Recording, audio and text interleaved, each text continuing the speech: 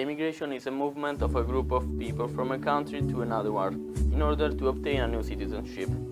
The word immigration comes from the Latin word migrare, that means wandering or living. From the perspective of the host country, the people who immigrate are called immigrant, and from the perspective of the home country, they are called outmigrant. The immigration can be the cause of disadvantages or advantages for both the host country and the home country.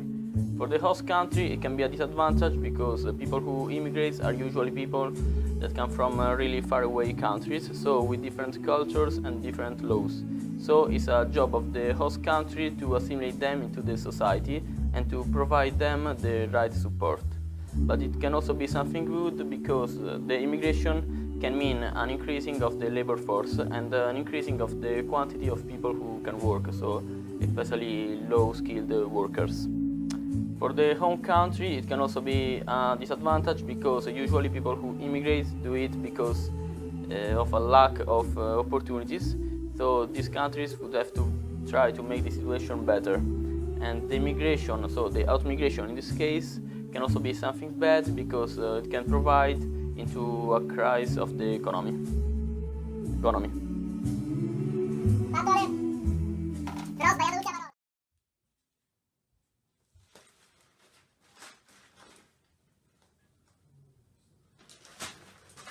In 1870, the biggest part of immigrants came in from Germany, Great Britain and Ireland, come to the USA. In many countries they had the possibility to become a citizen after a few months, but in other countries they had this possibility after 5 or 6 years. The situation changed in 1880 when they came from Northern and Western Europe, and in 1890 when they came from Southern and Eastern Europe. And they were Jews from Russia or Italians escaping from poverty.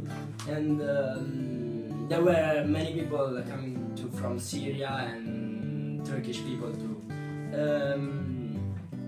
In 1891 it passed a law, the Immigrants Federal Act, which said that poor and people suffering of disease couldn't become citizens. So the steamships lines augmented the controls to bring on the board immigrants, and they had to stay in the airports and sleeping there. In 1892, USA founded Ellis Island, where there was an harbor in New York, where immigrants came to have medical examinations, and if they weren't good, medically talking, they were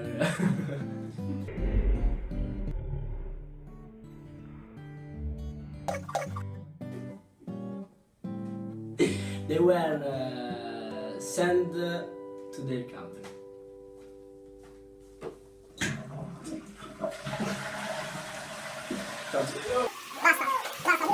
Good morning. Today I'm here to talk about Ellis Island.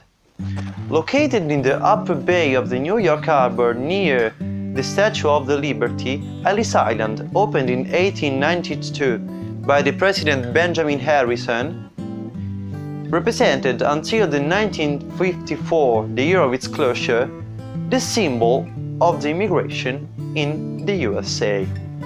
Because over 12 million of immigrants had to pass by the control of the first federal immigration station. These controls consisted in legal and medical inspections that every immigrants had to wait for in long lines for many hours.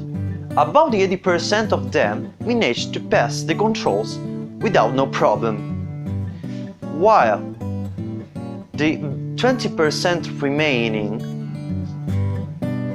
has been detained for weeks or months, or even rejected from the country. In all of this, the traveling companies had a lot of importance because the first and the second class passengers had not to sustain any control in Ellis Island, while the third class passengers who traveled in the worst sanitary conditions had to sustain the control, and if their immigration papers and their sanitary conditions were in order, they were able to enter to the USA. Thousands of them remained in New York, while the greatest part were transported to the nearest railroad station and spread across the whole country. Nowadays, it's been estimated that the 40% of the US citizens might have an ancestor who has passed by the island. That, since 1976, has become the Ellis Island Immigration Museum, which represents that over 12 million people who has passed by the little island to achieve their own American dream. Thank you.